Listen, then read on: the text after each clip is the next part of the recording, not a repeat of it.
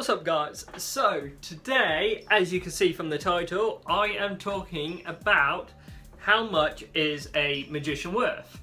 And the reason why I'm talking about this is because back end of last year I did a little show, and as an experiment, and because it was one of my friends getting married, he wanted me to perform some magic, and I basically just said to him, just pay me whatever you want, I really don't mind.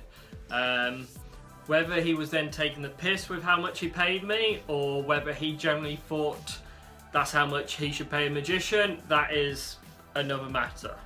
So if you're watching this and wanting to know if you might be thinking of hiring a magician, I am going to go through why they are worth more than probably what you think.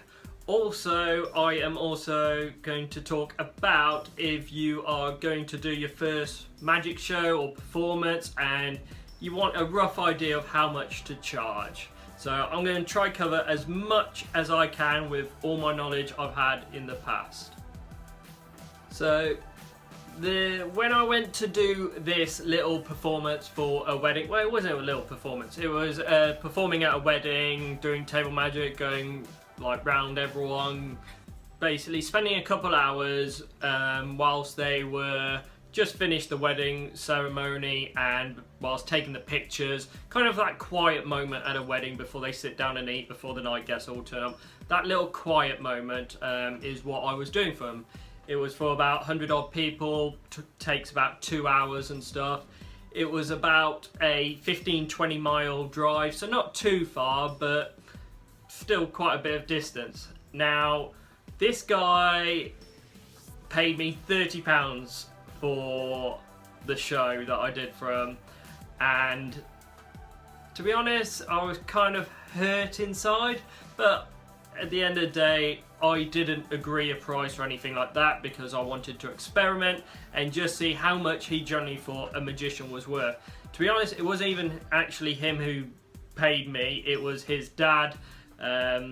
So it's not like he was just taking the piss and stuff. I do generally think that he thought a magician was worth about £30 roughly. So if you're hiring a magician for any event, first of all you got to think about the entertainment they're providing. They're getting everyone involved with everything, or the majority of people. Most people do like magic, so they're going to be enjoying it. There's always like quiet periods, especially at weddings, so a magician's perfect for that point. Gets everyone mixed together as well. Think also about the magician, about how far he's got to travel, so bear in mind with that for the pricing. And also if you're charging someone, bear in mind how long it's going to take to get there, whether you got to stay for accommodation overnight, food as well. You got to think about all this stuff and add it to kind of your final price and what you negotiate. So if you're a magician and you generally don't know what to charge, if you're beginning magic, like let's say if you've got your first venue, just charge something small, cheap, whatever you would be happy with, which isn't going to make you lose out on money, let's say with fuel, accommodation. Make sure that you're still making money. Feel that you're not obviously ripping them off or anything like that, but you can still provide good service to them, good entertainment.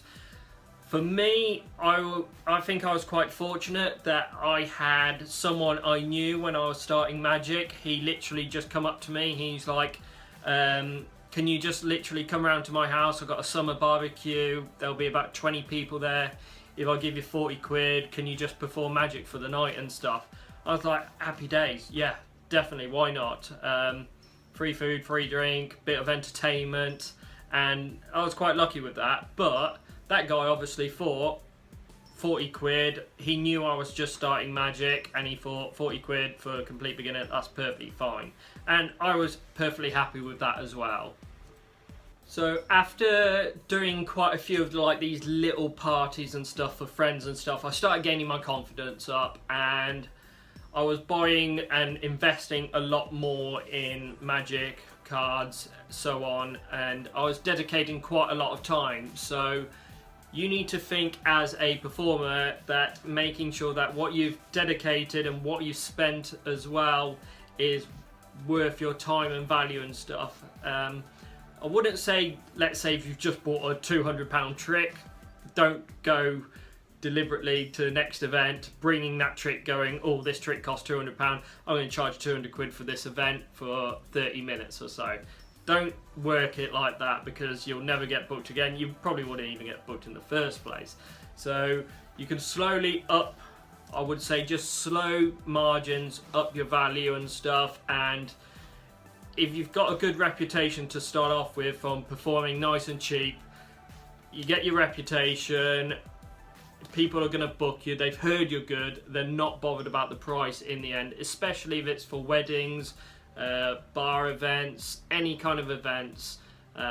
If you've been recommended from doing your cheap prices to start off with and doing a good show, providing good entertainment, you're just going to get the bookings, and they're not going to be worried about the price, because at the end of the day, all they're bothered about is the entertainment, and basically whether it's their customers that you're entertaining, whether it's a party, whatever, that's all they're worried about, that they're having fun and they're enjoying it. So that's just a quick basically introduction to how I got into doing magic professionally and making a kind of career out of it, doing events. But it's, like I said, it's not my full-time career. It could be if I pursued it more. However, I have got other things that I'm currently doing with my career. One day, I'm never going to say never, I could just be doing magic full-time, whether it's doing it on the streets, whether it's doing a stage show, whether it's doing TV series, whether it's just staying on YouTube. Who knows? I have no idea what is going to happen. However, what I'm doing at the moment, I'm really enjoying, and I hope you guys are too. And I hope it's kind of like a little bit of an insight and a bit more helpful just to know how much to charge, or if you're hiring a magician, what kind of price you should pay for them, and bear in mind what they're actually doing for you and your guests and party. So that's it, guys, and I'll see you again soon.